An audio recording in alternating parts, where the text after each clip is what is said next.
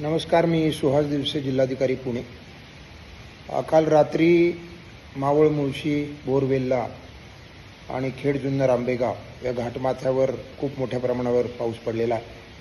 विशेषतः खडकवासला धरण क्षेत्रामध्ये पावसाचं प्रमाण खूप जास्त आहे आणि त्यामुळं खडकवासल्यामधून साधारणपणे आज सकाळपासून 35,000 क्युसेकपेक्षा जास्त पाणी सोडलेलं आहे आणि ते 40-45 हजारापर्यंत जाऊ शकतं।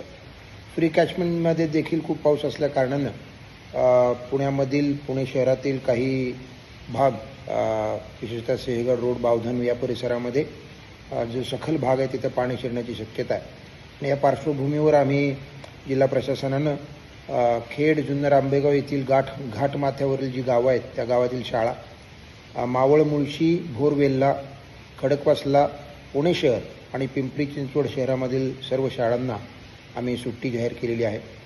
खबरदारीचा उपाय म्हणून सर्व ठिकाणी ज्या ठिकाणी पाणी शिरण्याची शक्यता आहे, जिथं पूल पाण्याखाली जाण्याची शक्यता आहे, त्या ठिकाणी महानगरपालिकेचे आणि आपत्ती व्यवस्थापनाचे अधिकारी आणि कर्मचारी तैनात आहेत। पोलीस प्रशासनाला देखील सतर्क राहण्याच्या सूचना दिलेल्या आहेत।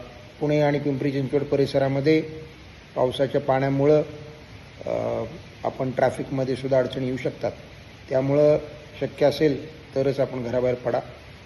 खबरदारीच्या सर्व उपाययोजना नागरिकांनी घ्याव्यात असं मी आपल्याला आवाहन करतो। आम्ही आपल्याला रेग्युलर अपडेट देत राहू।